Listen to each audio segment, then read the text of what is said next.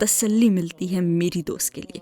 قرۃ العین کی اس بات پر فاطمہ کا دل ایک دم دھڑکا تھا۔ اسے یقین تھا کہ اب اسے یقیناً کوئی نہ کوئی جواب تو ملے گا۔ آخرکار اتنے عرصے بعد اسے قرآن سے جواب ملنا تھا، اور اسے اچانک سے اپنے دل میں قرآن کے لیے بہت ہی محبت محسوس ہونے لگی تھی۔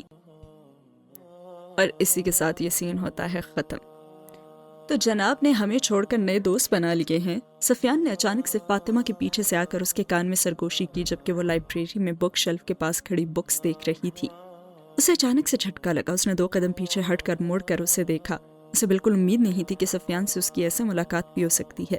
اب تک تو وہ اسے مکمل اگنور کرتی ہوئی آئی تھی۔ اس دن آخری میسج کرنے کے بعد قرۃ العین کے کہنے پر اس نے سفیان کو ہر جگہ سے بلاک بھی کر دیا تھا۔